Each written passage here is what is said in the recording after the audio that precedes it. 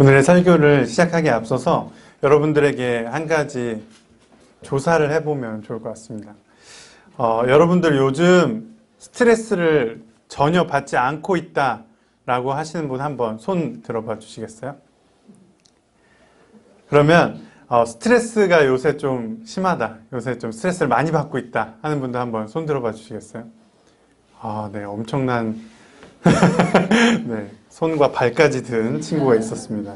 네, 스트레스를 많이 받고 있는 분들이 좀 많이 계신 것 같은데, 스트레스가 우리의 몸에 악영향을 끼치고 건강에 안 좋다는 것은 우리에게 굉장히 잘 알려진 그런 상식입니다. 오죽하면 병원에 가면 의사 선생님들에게 항상 듣는 말이 물 많이 먹고 일찍 자고 규칙적으로 생활하고 스트레스 받지 말라, 이런 말 우리 굉장히 많이 듣습니다.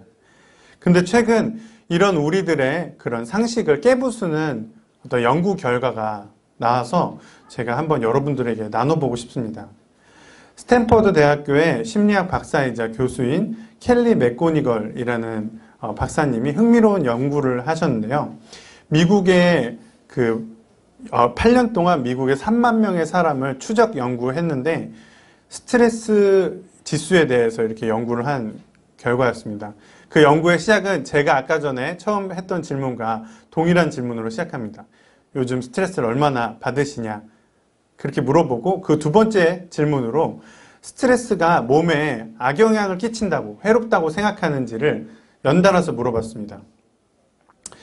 먼저 안 좋은 소식부터 말씀드리자면, 스트레스를 많이 받았다고 대답한 사람들이 스트레스를 적게 받았다고 대답한 사람들보다 43%나 사망률이 높았다고 합니다.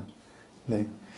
하지만 스트레스를 많이 받았다고 이야기한 사람들 중에서 그 스트레스가 우리의 몸에 해롭다고 생각한 사람들만 그렇게 사망률이 높게 나오는 것을 발견할 수 있었습니다. 스트레스는 많이 받았다고 체크했지만 이 스트레스가 우리 몸에 해롭다고 생각하지 않는 사람들은 오히려 사망률이 스트레스를 적게 받았다고 얘기하는 사람들보다 낮은 것을 발견할 수 있었습니다. 이게 굉장히 우리한테 흥미롭게 다가오는데요. 왜냐하면 그동안 우리는 스트레스라는 것이 우리 몸에 안 좋다고만 생각해왔기 때문입니다. 근데 사실은 스트레스가 몸에 안 좋은 게 아니라 스트레스가 해롭다고 믿는 그 믿음이 우리의 몸에 안 좋았던 것이죠. 켈리 맥고니걸은 스트레스를 받았을 때 우리 몸에서 작용하는 그 작용, 심장이 빨리 뛰고 호흡이 가빠지고 근육이 경직되는 것이 우리의 몸에 더 이렇게 강해지는, 강화의 기능을 한다고 합니다. 기억력이 좋아지고 순발력이 상승한다고 그렇게 연구 결과를 냈습니다. 네, 이렇듯 우리가 그렇게 당연하게 스트레스는 우리의 몸에 안 좋다고 생각해 왔었는데, 스트레스가 우리 몸에 안 좋은 것이 아닐 수도 있다라는 이 사실을 받아들일 때 우리는 충격적입니다.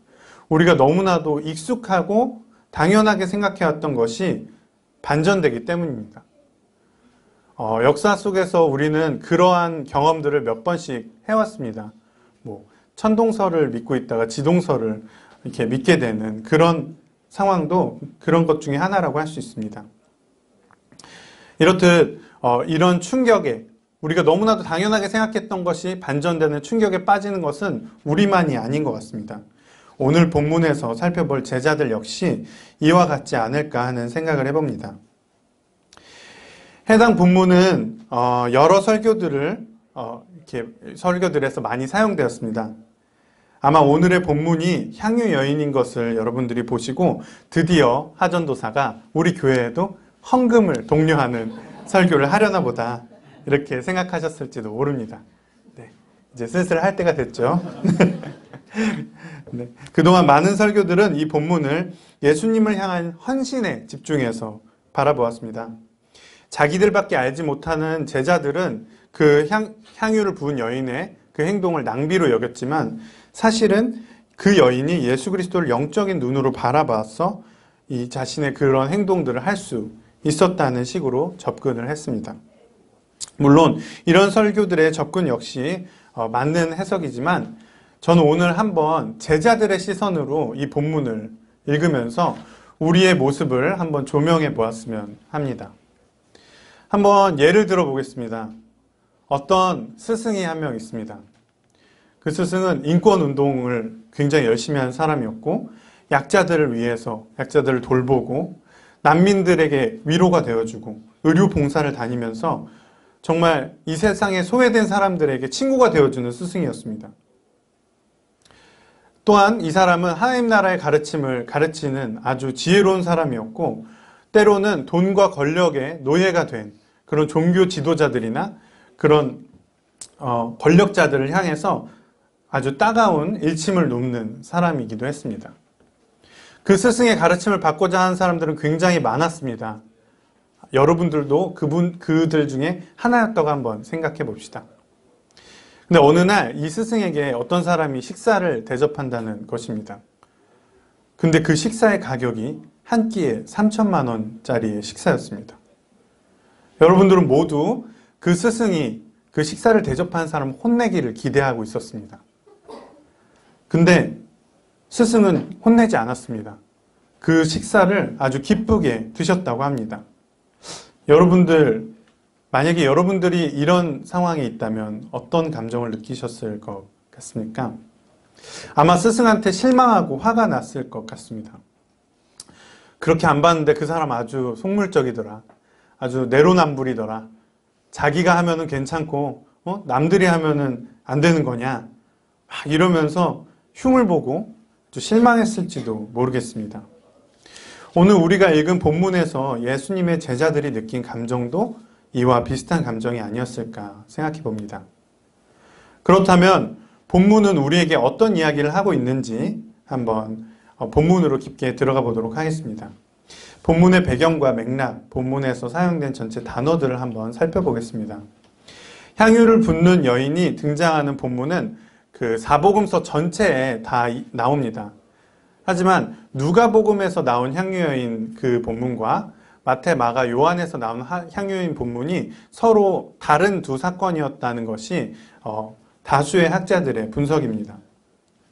오늘 우리가 바라볼 사건은 요한, 마가, 마태복음에 나왔던 그 향유여인 사건인데, 지금 우리가 본문으로 읽은 것은 마가복음이지만 요한복음과 마태복음을 함께 참고해 가면서 본문을 읽도록 하겠습니다. 요한복음에 따르면 향유를 부은 여인의 정체는 그 나사로, 예수님께서 부활시킨 그 나사로의 여동생인 마리아로 추정됩니다. 여인이 예수님께 부은 향유의 가치는 300데나리온이었다고 합니다. 300데나리온은 그 당시에 노동자가 1년 동안 노동을 해서 하나도 안 쓰고 모아야 벌 수 있는 돈이었다고 합니다. 아마 현대의 가치로 추산해보면 한 2천만 원에서 3천만 원 정도가 되지 않을까 생각합니다. 아주 비싼 향유였을 것입니다. 그런 향유를 여인은 예수님의 머리에 부었습니다. 향유의 옥합을 깨서 말이죠. 저는 어렸을 때 왜 그거를 깼을까도 되게 궁금했었는데, 주석서를 이렇게 찾아보니까 보통 이제 그런 귀한 향유를 담는 옥합은 이렇게 앞에 병목이 좁게 이렇게 만들어진다고 합니다. 왜냐면 이게 한 번에 확 나오면 안 되니까. 근데 이렇게 좁으면 예수님 머리에 똑똑똑똑 떨어질 거 아니에요? 그러니까 팍 깨갖고 확 부은 거죠. 그러니까 다시 이 옥합을 사용할 의사가 없다. 내가 이 향유를 온전하게 다 예수님께 드리겠다라는 메시지로 그렇게 옥합을 깨서 부은 것입니다. 주석서에 따르면 당대의 기름 붓는 행위는 우리가 많이 알다시피 왕이나 제사장, 선지자를 이렇게 세울 때, 대관식을 할 때 이루어지는 그런 행사, 그런 퍼포먼스였습니다. 하지만 아주 귀한 손님이 집에 찾아왔을 때 기름을 발라주는, 기름을 머리에 부어주는 그런 식으로 대접을 하기도 했다고 합니다. 그런 맥락과 풍습을 우리가 이해하고 이 본문을 본다고 하더라도 그 여인의 행위는 조금 어색하고 도가 지나친 것 같다는 생각이 듭니다. 그 향유가 너무 사치스러워서 제자들 입장에서는 충분히 낭비를 했다고 생각할 만한 행동이었습니다. 여인의 행동에 대하여 제자들은 화를 냈고 예수님은 그에 대해서 내게 아름다운 일을 했다 하면서 기뻐하셨습니다. 그리고 예수님께서는 여인의 행위를 나의 장례를 준비한 것이다 라고 말씀해 주셨습니다. 과연 그 여인이 치밀한 의도를 갖고 장례를 준비한 것일까요? 저는 예수님께서 그 여인이 나의 장례를 준비해 준 것이라고 그렇게 여겨주신 것이지, 여인이 치밀한 신학적 분석과 어떤 예언가적인 예지로 그렇게 장례를 준비했다고 생각하지는 않습니다. 물론 자신의 죽은 오라버니를 살려주었고, 또 수많은 이적을 한 것을 지켜보았기 때문에 예수님을 전적으로 믿고 따랐겠죠. 그리고 예수님이 하나님의 아들이라는 사실을 그 누구보다도 믿었을 것입니다. 그리고 마르다와 마리아 이야기 우리 많이 들어봤잖아요. 마르다는 일하고 있을 때 마리아는 예수님의 발치에서 예수님의 그 말씀을 들었다고 합니다. 항상 예수님의 말씀을 경청하던 사람이니까 예수님의 마음을 많이 알았을 수 있겠죠.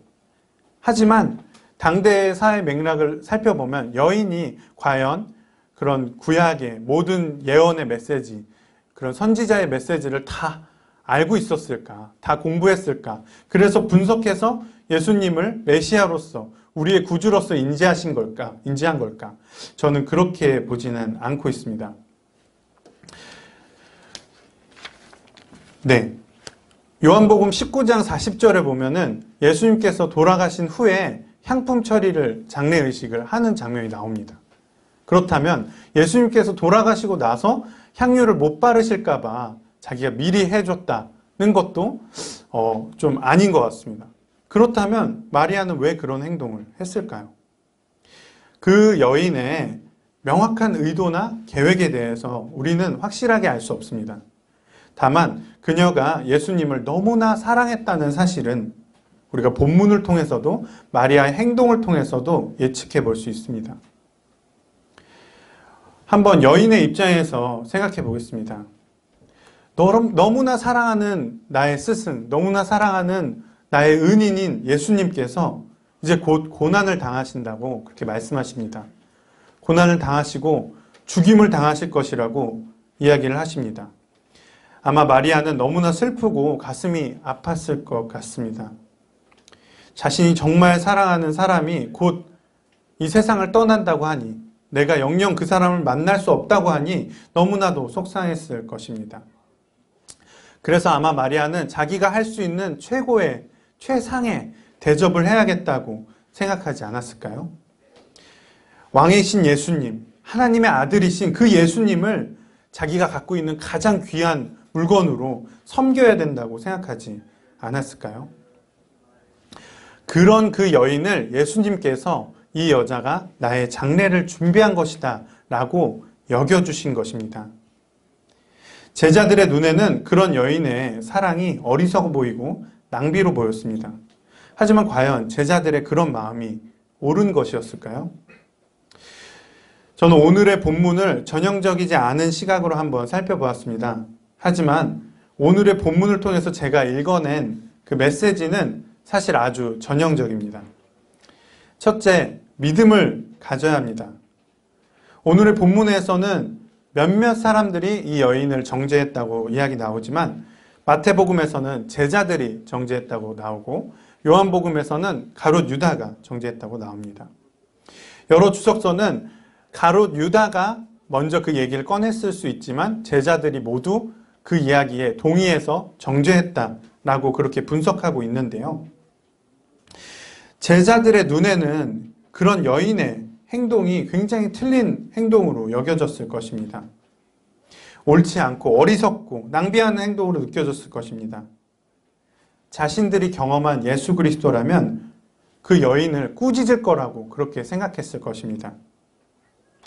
하지만 예수님께서는 오히려 왜 그를 괴롭히느냐며 제자들을 꾸짖으셨습니다. 제자들이 본 예수님의 모습이 틀린 모습이었을까요? 저는 그렇게 생각하지 않습니다. 예수님은 그동안 가난한 사람들과 함께 연대하고 그들의 친구가 되어주셨습니다. 예수님은 불의로 부를 축적한 사람들의 부를 팔아서 가난한 자들에게 나눠주라고도 말씀하셨습니다. 그러니 제자들이 인지하고 있고 파악하고 있던 예수님의 모습이 맞습니다. 하지만 그것이 예수님을 서술하고 있는 모든 설명이라고 이야기할 수는 없는 것이죠. 주님은 우리가 한정 지을 수 있는 분이 아닙니다. 내가 보고 싶은 만큼 주님을 볼 수 없습니다. 주님의 그 모습을 우리가 원하는 대로 가두어 두어서 내 마음의 보석 상자에 넣어놓고 울적할 때마다 꺼내보는 그런 장난감이 아닙니다. 우리가 주님을 사랑하고 주님의 뜻대로 살아가는 그 방법은 딱 한 가지만 있는 것이 아닙니다. 우리는 너무 쉽게 자신과 다른 것을 틀렸다고 이야기하는 경향이 있습니다. 성경은 이렇게 읽는 게 맞는데, 기도는 이렇게 하는 게 맞는데, 예배는 이렇게 드리는 게 맞는데, 교회 운영은 이렇게 하는 게 맞는데, 각자 경험한 하나님의 모습을 하나님의 모든 모습이라고 생각하고, 각자가 한 신앙생활의 경험을 신앙생활의 정석이라고 생각합니다. 그런 마음으로 타인을 바라보면 정죄밖에 할 수 없습니다. 하지만 우리는 반드시 기억해야 합니다. 절대로 놓치지 말아야 할 그 진리를 제외한 모든 영역에서 우리는 신앙의 모습, 신학의 모습의 다양성을 인정받아야 하는 것입니다. 그렇다면 우리가 절대로 놓치지 말아야 할 그 본질, 그 신앙의 정수는 무엇일까요? 혹시 자신이 그리스도인이라고 이야기하시는 분들 중에 예수 그리스도를 우리의 유일한 구주로 인정하지 않으시는 분 계십니까? 아니면 성부, 성자, 성령의 그 성삼위일체를 믿지 않고 성삼위 삼체라던가, 아니면 배동만 목사님까지 껴서 성삼위 사체라던가, 이렇게 생각하시는 분 있으신가요? 아니면 기독교의 핵심 사상이 사랑이 아니라 미움, 다툼, 시기, 질투라고 생각하시는 분 혹시 있으신가요? 만약 그런 분이 있으시다면 예배가 끝난 뒤 배동만 목사님을 따로 찾아가 주시기 바랍니다. 네, 아마 그렇지 않을 겁니다. 생각보다 그리스도교에서 절대 놓칠 수 없는 하나의 진리, 그 본질, 그 신앙의 정수는 그렇게 어렵지 않습니다. 우리가 주일학교 때 다 배운 그것이기 때문이죠. 우리가 주로 부딪히는 영역은 그런 기독교의 핵심 교리가 아닐 것입니다. 진화론이 맞는 것인지 틀린 것인지, 열린 예배가 옳은지 전통 예배가 옳은지, 방언을 하는 게 더 유익한지 방언을 하는 건 전혀 유익하지 않은 건지, 보통 이런 상황에서 우리들은 부딪힙니다. 제가 안타까운 것은 그런 상황에서 자신이 경험한 신앙, 자신이 생각하는 신앙의 색깔만이 정답이라고 생각하는 태도를 유지하는 것이 참 안타깝습니다. 우리는 이 본문에 그렇게 만약에 행동하게 된다면 우리의 모습은 제자들의 모습과 똑같다고 할 수 있습니다. 우리는 그럴 수도 있다라고 생각해야 합니다. 자, 다 함께 따라해 보겠습니다. 그럴 수도 있다. 네, 감사합니다. 그럴 수도 있다라고 생각하는 태도가 굉장히 중요합니다. 우리는 왜 내가 옳고 저 사람은 틀렸다고 쉽게 생각해버리는 것일까요? 아마도 동양적 사고가 공동체 중심으로 이루어지기 때문에 그런 것일 수도 있습니다. 아니면은 우리가 한국 교육 그 과정 속에서 너무 하나의 답만을 찾는 획일적인 그 교육을 받아왔기 때문에 그런 것일 수도 있습니다. 아마 복합적인 이유가 있겠지만 저는 그 이유가 결국에는 우리가 두렵기 때문에 그런 것이 아닐까 하는 생각을 해봅니다. 저 사람을 인정하면 저 사람과 다른 나는 틀린 게 될까봐, 여태까지 이렇게 생활해왔는데 내 삶을 바꾸면 그동안의 나의 삶은 틀린 삶으로 여겨질까봐, 그것이 두려운 것입니다. 무너지고 부서지고 쓰러지고 낙오되는 것이 너무나도 두려운 것입니다. 여러분, 예수님을 믿으십니까? 주께서 우리의 삶을 이끄시고 나와 함께 하신다는 것을 믿으십니까? 그렇다면 우리는 두려워할 필요가 없습니다.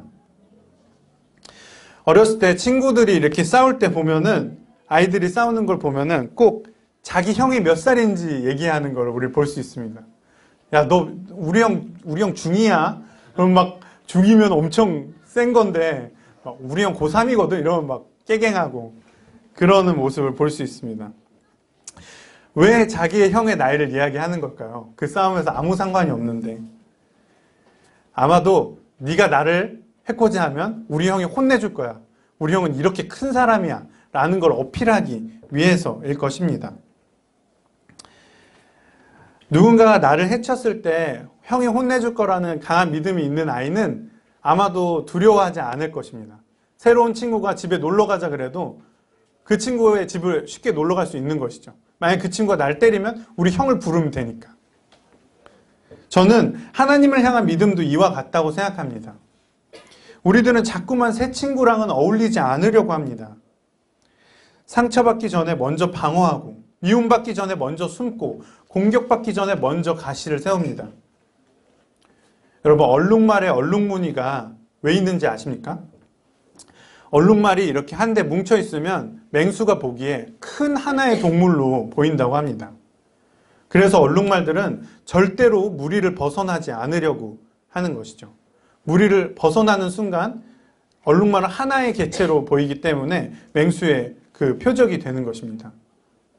여러분, 우리는 얼룩말이 아닙니다. 우리는 모두 하나의 목소리만을 낼 필요가 없습니다. 두려워하지 마십시오. 예수님을 믿는 믿음으로 담대하게 나아가십시오.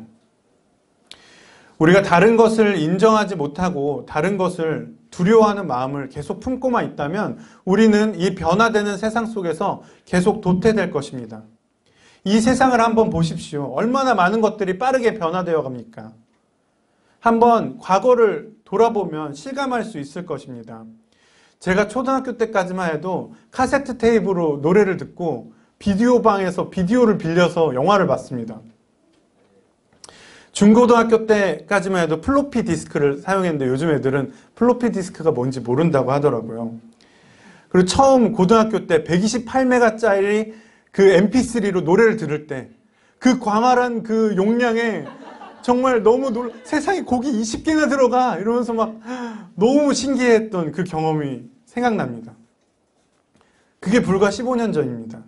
10년 전까지만 해도 우리가 컴퓨터, TV, 라디오 그 모든 전자기기를 한 손에 이렇게 갖고 다닐 수 있을 거라고 생각해 보았습니까?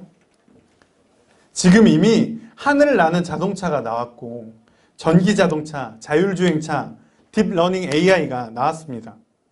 머지않은 미래의 인류는 지식을 뇌에서 우리가 공부하는 과정으로 습득하지 않아도 바로 칩으로 다운받고 업로드할 수 있게 될 것입니다.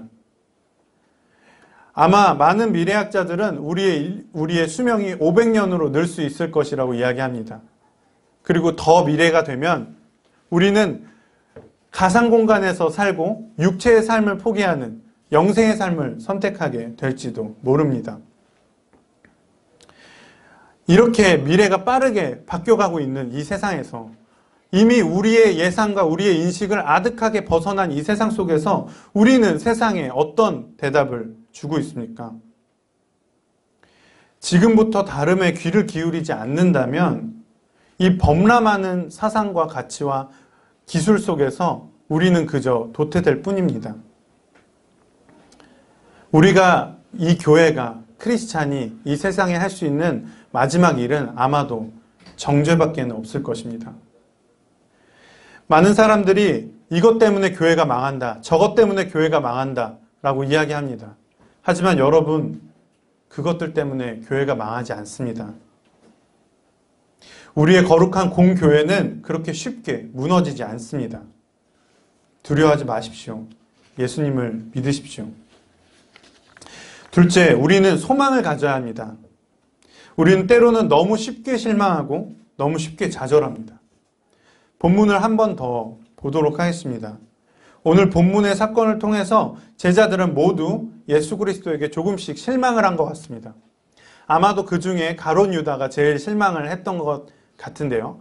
요한복음에 따르면 예수님한테 직접적으로 혼난 대상이 가룟 유다이기 때문입니다. 가룟 유다는 이 사건 이후에 바로 예수 그리스도를 제사장들에게 팔아버립니다. 제자들이 예수님을 쫓아서 제자된 삶을 살겠다고 결단할 때 그들의 각오가 가벼웠을까요? 자기의 집도 버리고 가족들도 버리고 쫓아나왔는데 저는 결코 그 각오가 가볍지 않았을 것이라고 생각합니다. 모두 자기가 꿈꾸는 거대한 이상을 들고 예수님을 쫓아 나섰겠죠. 하지만 문제는 예수님의 소망에 자신들의 삶을 맞춰가려고 한 것이 아니라 자신들의 이상에 예수님을 끼워 맞추려고 했다는 것입니다. 오늘 어린이 설교에서도 우리는 배웠지만 제자들은 예수님께서 로마의 압제로부터 이스라엘을 구원한 그런 왕이 될 거라고 생각했습니다. 그럼 그 왕의 좌우편에 누가 더 가깝게 예수님이랑 내가 앉을 수 있을까? 누가 더 권력을 가질 수 있을까를 집중했습니다. 예수님이 생각한 구원은 그것이 아닌데 제자들은 자신들이 생각한 구원, 자신들이 생각한 이상에 예수님을 끼워 맞춘 것입니다. 하지만 예수님의 행동은 제자들의 기대와 점점 멀어지기 시작했습니다. 그렇게 자신들의 기대와 다른 모습을 보여주는 예수님을 바라보면서 제자들은 한두 명씩 떠나가기 시작했습니다. 먼저는 가룟 유다였고 예수님께서 잡히시던 때 모든 제자들은 다 도망갔죠. 수제자라고 말하는 베드로마저도 예수님을 3번이나 부인하였습니다. 자신들의 이상에 맞지 않았던 예수님을 그들은 내던진 것입니다. 이상을 갖고 살아간다는 것은 정말 멋진 일입니다. 내 삶의 목표와 꿈을 갖고 함께 이루어갈 교회를 꿈꾸고 하나님 나라를 그려간다는 것, 정말 아름다운 일입니다. 하지만 때로는 우리의 이상이 우리를 집어삼킬 때가 있습니다. 대부분의 강박적인 자기 통제는 자기에 대한 높은 기대에서부터 시작됩니다. 나는 이만큼은 해내야 되는데 이 정도밖에 되지 않으니까 자신을 더 채찍질하고 자신을 미워하고 자기 혐오에 빠지게 되는 것입니다. 저는 이런 모습이 단순히 자기에 대한 인식에서 머물러 있는다고 생각하지 않습니다. 교회에도 적용되는 것입니다. 모두가 다 자신이 꿈꾸는 교회를 하나를 안고 이곳에 왔습니다. 이곳에서는 왠지 이룰 수 있을 것만 같은 그런 기대감을 품고 왔죠. 하지만 생각보다 잘 되지 않았죠. 생각보다 잘 되지 않습니다. 완벽한 목회자의 표본일 거라고 생각했던 배동만 목사님조차 가끔 실수하시는 모습을 보게 되는 것입니다. 우리는 처음에 열정을 갖고 이것저것 이 교회를 위해서 변화시키기 위해서 노력을 해보지만 하지만 곧 실망하게 됩니다. 더 빠르고 더 멋지게 변화되었으면 좋겠는데 교회의 모습은 우리의 기대와는 다르게 항상 제자리 걸음인 것 같습니다. 그럴 때 우리는 실망하고 좌절합니다. 그리고 주님이 우리의 마음에 주셨던 그 소망의 불씨를 마음대로 꺼트려 버립니다. 저는 여러분들에게 감히 말씀드리고 싶습니다. 그 소망의 불씨를 꺼트리지 마십시오. 변화는 더딜 수 있습니다. 하지만 차근차근 반드시 변해갑니다.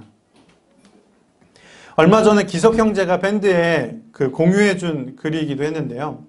저명한 신학자인 디트리 보네퍼는 그에 져서 성도의 공동생활에서 우리들의 이상을 주님께서 깨신다고 그렇게 말씀하십니다.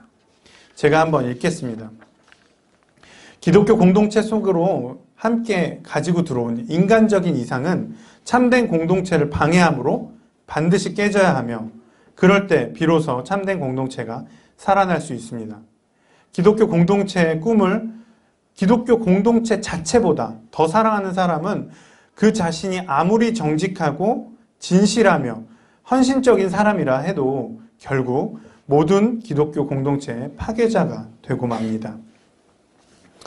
우리의 소망과 이상이 교회 공동체 자신보다 앞선다는 것은 그 자체로 의미가 없습니다, 여러분. 소망이 없는 것 같을 때, 모든 이상이 다 무너진 것 같을 때 예수님께서는 우리에게 또 한 가지 소망을 보여주십니다. 우리와 함께 걸어가십니다. 높은 이상을 추구하며 그것에 맞추지 못하는 현실에 속상해하고 정죄하고 미워하고 좌절할 것이 아닙니다. 최대한 빨리 그것을 내려놓고 현실적으로 우리와 함께 조금씩 공동체를 만들어가야 하는 것이죠. 내가 생각하는 바람직한 교회, 내가 생각하는 바람직한 신앙, 그 모습을 내려놓고 하나님이 우리에게 기대하시는, 원하시는 그 모습이 무엇인가를 고민하며 그것을 소망으로 인내해야 합니다. 마지막으로 우리는 사랑해야 합니다. 고린도전서 13장의 말씀을 통해 우리는 주님이 우리에게 가르쳐 주신 이 모든 덕목이 사랑이라는 사실을 알 수 있습니다. 제가 한번 읽어보도록 하겠습니다. 내가 사람의 방언과 천사의 말을 할지라도 사랑이 없으면 소리나는 구리와 울리는 꽹과리가 되고, 내가 예언하는 능력이 있어 모든 비밀과 모든 지식을 알고 또 산을 옮길 만한 모든 믿음이 있을지라도 사랑이 없으면 내가 아무것도 아니요. 내가 내게 있는 모든 것으로 구제하고 또 내 몸을 불사르게 내줄지라도 사랑이 없으면 내게 아무 유익이 없느니라. 사랑은 오래 참고 사랑은 온유하며 시기하지 아니하며 사랑은 자랑하지 아니하며 교만하지 아니하며 무례히 행하지 아니하며 자기의 유익을 구하지 아니하며 성내지 아니하며 악한 것을 생각하지 아니하며 불의를 기뻐하지 아니하며 진리와 함께 기뻐하고 모든 것을 참으며 모든 것을 믿으며 모든 것을 바라며 모든 것을 견디느니라. 사랑은 언제까지나 떨어지지 아니하되 예언도 패하고 방언도 그치고 지식도 패하리라. 이 말씀에 모든 것이 담겨 있습니다. 그리스도교의 핵심적인 가르침은 무엇입니까? 마음을 다하고 뜻을 다하고 힘을 다하여 내 여호와 하나님을 사랑하라. 그리고 내 이웃을 내 몸과 같이 사랑하라입니다. 오늘 본문의 향유를 부은 여인이 보여준 그 사랑을 우리는 기억해야 합니다. 전심으로 사랑해야만 합니다. 모든 마음과 뜻과 힘을 다해 주님을 사랑해야 하는 것입니다. 그냥 신앙생활을 하는 기분을 내는 것이 아닙니다. 자기의에 빠져서 자아도취에 빠져 있는 것이 아닙니다. 전심을 다한다는 것, 그것은 나에게만 머물러 있던 우리의 관심을 하나님에게로 또한 이웃에게로 돌린다는 것을 의미합니다. 사랑에는 모든 것이 함축되어 있습니다. 사랑은 나를 타인에게 확장시켜줍니다. 요한일서 4장 8절을 통해서 주님은 우리에게 말씀하십니다. 사랑하지 아니하는 자는 하나님을 알지 못하나니 이는 하나님은 사랑이심이라. 그렇습니다. 우리는 사랑해야 합니다. 하나님을 사랑하는 자는 타인을 사랑하지 않을 수 없습니다. 하나님을 사랑하는 자는 불법을 행할 수 없습니다. 하나님을 사랑하는 자는 약자를 핍박할 수 없습니다. 하나님을 사랑하는 자는 권력과 돈에 하나님을 팔아버릴 수 없습니다. 여러분, 세상은 기독교를 보면서 개독교라고 손가락질합니다. 여러분, 개독교라고 우리가 손가락질 받고 있습니다. 여러분, 기독이 그리스도의 한자어 표현인 것을 아신다면 많은 사람들이 그리스도를 개로 부르고 있는 것입니다. 왜 우리의 주님이 그런 모욕을 당해야만 합니까? 왜 우리는 계속 주님을 십자가에 못 박아야만 합니까? 제발 그만하십시오. 세습을 멈추십시오. 불법행위를 멈추십시오. 약자를 착취하는 것을 멈추십시오. 모든 횡령을 멈추십시오. 폭력을 멈추십시오. 더 이상 하나님을 사랑한다고 이야기하면서 그리스도를 개로 불리게 하지 마십시오. 말씀을 정리하겠습니다. 우리는 주님의 가르침을 따라 살아가고자 이곳에 모였습니다. 하지만 때로는 정죄하던 제자들처럼 다른 것을 틀렸다고 이야기할 때가 있습니다. 주님이 나와 함께 하신다는 것을 믿고 담대하게 나아가야 하는데 두려워하고 배척하고 밀어낼 때가 있습니다. 또한 우리는 실망할 때가 있습니다. 우리의 이상이 깨어지고 넘어질 때 우리는 좌절하고 낙심합니다. 그래서 주께서 우리에게 주신 그 소망을, 공동체에 주신 그 소명을 내던져버리기도 합니다. 하지만 우리는 그것을 이겨낼 힘이 있습니다. 우리에게는 사랑이 있습니다. 사랑은 절대 지지 않습니다.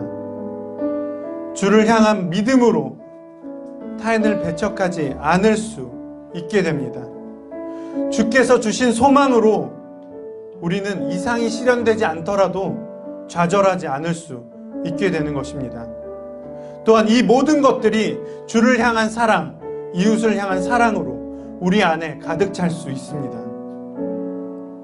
저는 여러분이 주님의 사랑으로 가득 차기를 원합니다. 또한 그 사랑을 전하기를 원합니다. 우리 함께 사랑으로 하나 됩시다. 기도하겠습니다.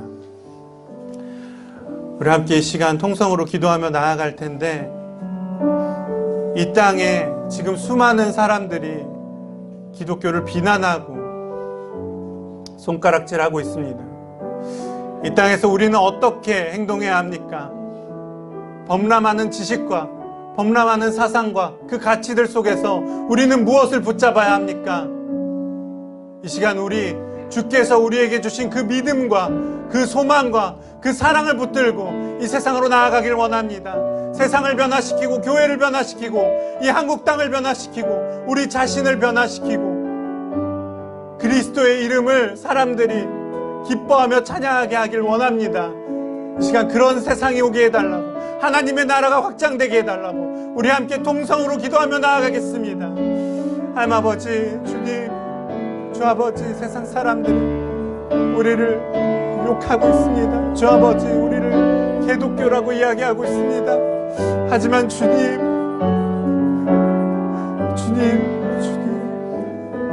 우리를 붙들어 주시옵소서. 우리가 죄를 짓지 않게 하여 주시옵소서. 아버지, 더 이상 주님의 이름을 사람들이 그렇게 비난하고 힐난하고 무시하지 않게 하여 주시옵소서. 주께서 주신 믿음으로 우리가 타인을 핍박하지 않으며, 주께서 주신 소망으로 우리가 실망하지 않으며, 주께서 주신 사랑으로 우리가 하나 되게 하여 주시옵소서. 주 아버지, 우리 안에 주께서 부어주시는 그 믿음과 소망과 사랑으로 가득 차게 하여 주시옵소서. 주 아버지 없이는 우리는 아무것도 할 수 없습니다. 주 아버지 없이 우리는 해낼 수 없습니다. 주님, 우리에게 힘을 주시옵소서. 우리에게 더 나아갈 용기를 주시옵소서.